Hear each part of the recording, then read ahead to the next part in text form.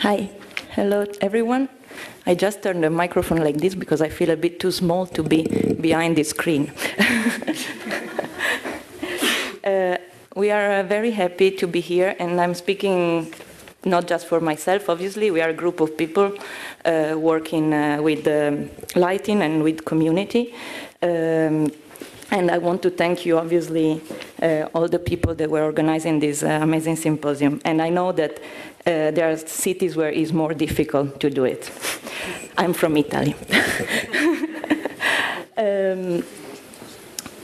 First of all, I want to thank Roger from Philips, but he's not here anymore, for introducing 4 words that are engage, pride, less, and team, because are actually our words and is how we work, but in a very different way. We don't have a lot of Audi cars, obviously. But for us, the most important thing, thank you very much. For us, the most important thing is actually to bring back the people into the picture. What does it mean? It means that we want the people to be active part of our design, because it's the people that they are using the space and they will live the space. So this is what happened, that in 2010, just after the crisis, we were in Frankfurt at the Lighten building, and we decided to, we start talking about, yeah, we do lighting for monuments and, like central cities and downtown. This morning, the first session, there was a lot about monuments in the cities and urban downtown areas. And you think, yes, but what else? I mean, what about the other part of cities? And so we decided to found this movement that is called Social Light Movement, and we are dealing exclusively with the urban areas that are like run down, neglected, where normally the city don't want to invest money at all. And so we are 6 of us, as I said before. We are different countries and different backgrounds, so it's quite interesting. We are Swedish, Italian, English, and Belgian. And as I said before, our manifesto is exactly that. We want to make the cities aware that there are other places where we need some good lighting. It's not just about monument, it's not just about Times Square, because it's obvious that there will be some people spending money on Times Squares. What we do is actually we organize workshops. So we do education to spread the word and to make the city realizes that there are other places. And where actually the people are living, because then is the main point. No one is living in Times Square, right? So the first workshop we organize is in Copenhagen. That is obviously beyond cities. It's easy. The architect of the city, she's an amazing, clever girl. They think about what they can do in terms of different projects, how to involve the community, and they have also money to spend on social projects. So the Copenhagen workshop was actually in an area that is called Sundholm. It's not far from the city center, but because there's a big community for homeless people, obviously is a bit of tough area. And when I say tough, I mean tough. It means that people are fighting, they are drunk, they are drug addicted, but we speak to everyone, we are funny people, it's fine. And actually, it's the process is that we collect 30 students from different schools, from different backgrounds, and then we send. At the beginning of the week, the workshop is 1 week, so it's a quite fast thing.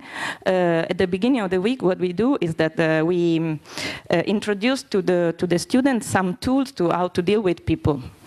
And here, we do a lot of mock-ups with lighting, and all the kids are coming out, and you ask to the people to give you power, because we don't have money to have like huge installation and huge, cabling and men helping us.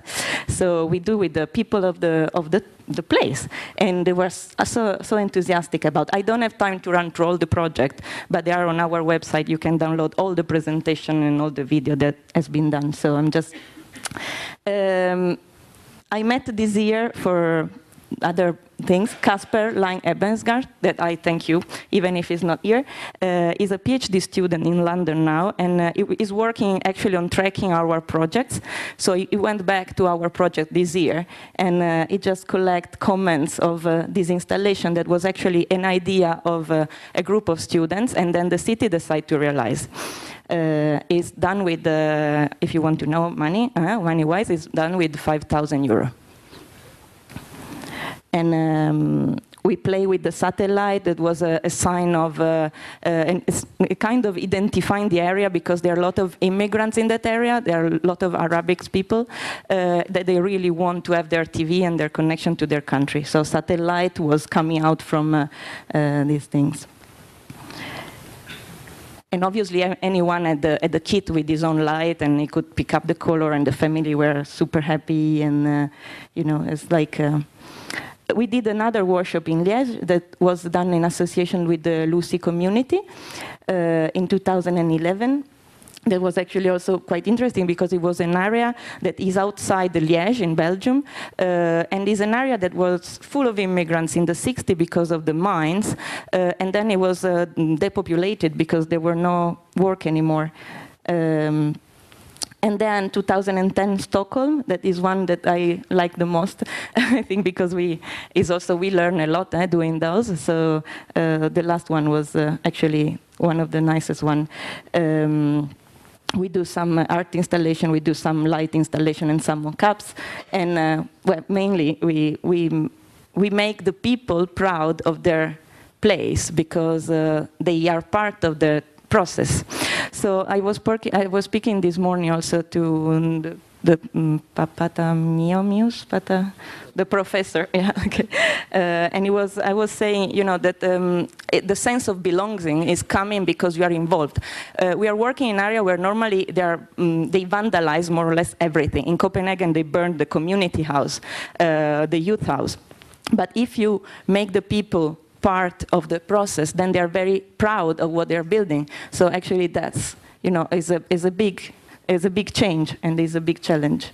There's the video here.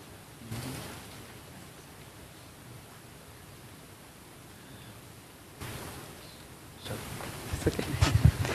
So this was a group that was working not just in light. There's the audio? Oh, yeah, okay. This is all the people from Hjulsta, that is this area outside Stockholm, very far from the city center, this one. And it was actually missing an identity. So we work more with the identity, the feeling of identity from the people, than with light.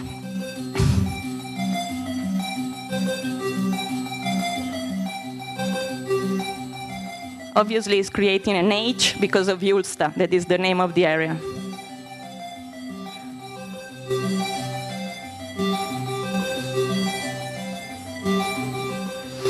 So every student is building his own mock-up as well.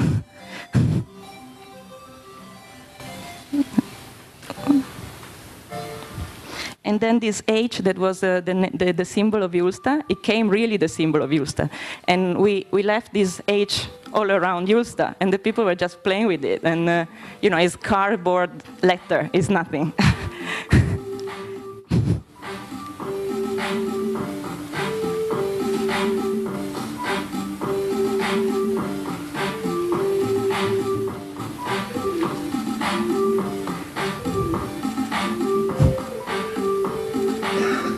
So you get also an idea of the suburbs where we work normally. There's nothing that beautiful and that exclusive, you know.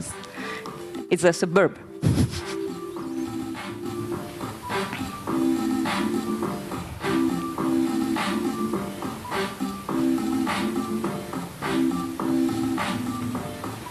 And then we just left some color light out, and the kids were actually going crazy because it was the first things they see in their suburb for the first time, I think. So that was by 6 students of the Stockholm workshop. And that's when the kids went crazy. Because we create also a little dance that was go Hjulsta, go Hjulsta.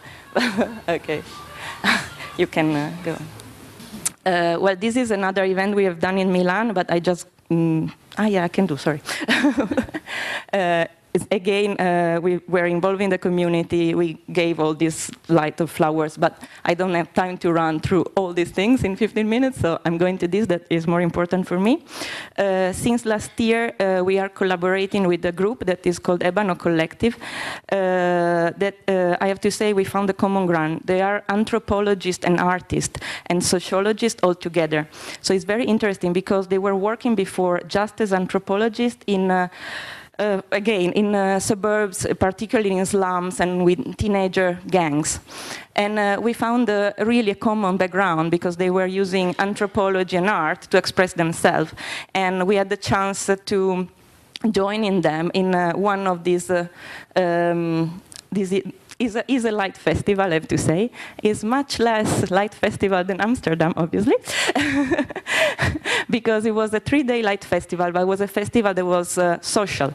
I mean, all the installations were done in order to be linked with the community and done by the community. The total budget was absolutely ridiculous. And the Muraria is an area in Lisbon, so we did that in Lisbon. It's an area in Lisbon that since the medieval time, it was the Arabic village, because actually the Portuguese were pushing the Arabics in a corner behind the hill. So actually, the Muraria area is on the north side, so there's no sun. And that's why it was, since the medieval time, really a bad area, and it still is quite a rough area where we have, you know, like, again, a lot of prostitution. This is also through the history, but you will see in the next one. Because of the history of the place is where the fado born, and the fado Portuguese music, okay, is born by the prostitutes. It was sang by the prostitutes. So we were actually, all the installation that you see here, they cannot be moved somewhere else because it wouldn't make sense. So we had, we opened all the churches in the area. We really changed the social path through the city because there were no people walking in Muraria. And in those 2 days, we collect 3,000 people just being there, just for walking through Muraria. So it was really quite impressive. There were 12 installations. The kids were creating their own playground. There was a school involved in that. They were sketching and drawing, and they were asked what you want to do. And so that's it. And then we use, obviously, the Arabic inspiration as well to create Lisbon as a very historical and classic street lighting that is made by lantern. So we create just this shade for the street lighting, just to apply for the 3 days to some lanterns, because that was a bit expensive. We couldn't afford to play with all the lanterns in the street. We just decided some areas, but was actually transforming the street lighting in Arabic lighting. That is, the name is Nur, that in Arabic means light. And this is nice because I told you that we open all the churches that normally they can't be open because they don't have money to open, because there's no person there to open the door. And so for 3 days, these old ladies, they were staying up till 2 in the nights just to, you know, and they were so happy, and they were giving us sandwiches. And the last night, she brought me like a little bag with the sandwich and the milk chocolate, say, you didn't eat anything all day. So actually, I was crying at the point. I was also a bit tired, but I was really touched by these things. And here is the installation that we did as Social Light Movement. It's called Grammo Fado, and it was related to the fado music. So we collect these gramophone trumpets, and as you see, I install my pieces. There's all the video is 30 minutes. Okay, it's not here, but you can see on Vimeo. So this is the area, and now is partly Chinese, partly Arabic, partly prostitutes, partly drug addicted. We found all the key cutter house, so we are actually able to relight the signage and to open the key house and to get out all the old keys and to make some installation with all this.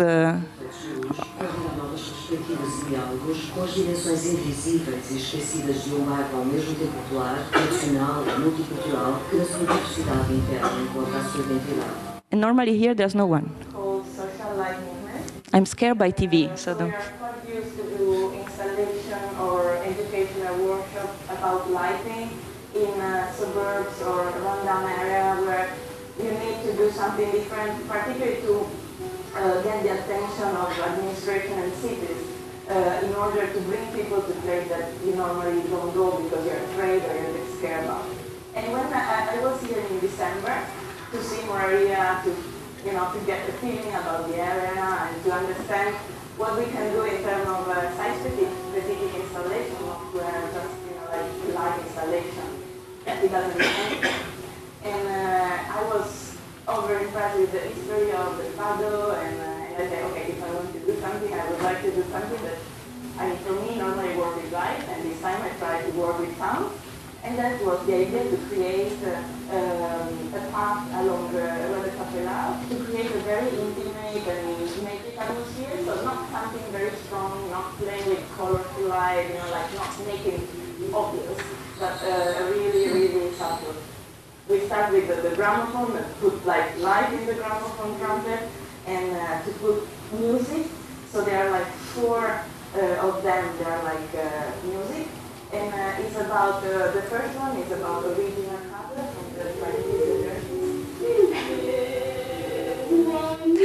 30s. And yeah, I collaborate with a musician, Musho Sa, that is an expert in fado music. And we did actually this evolution of fado from the 20s, 30s to nowadays.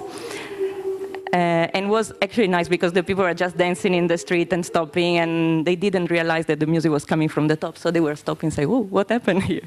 So it was nice. Okay, I think the time is more or less finished, but I just want to introduce that.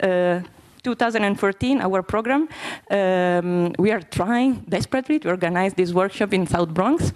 We are in collaboration with the new school, the Parson, the New School of Design, and with the Point Association, that is a cultural association that is 20 years, is working in South Bronx. It will be the end of May. We are looking for sponsor. We are looking for sponsor. I repeat that. We are looking for sponsor. It's distracted. Well, I hope to see you there, and that's it. Thank you.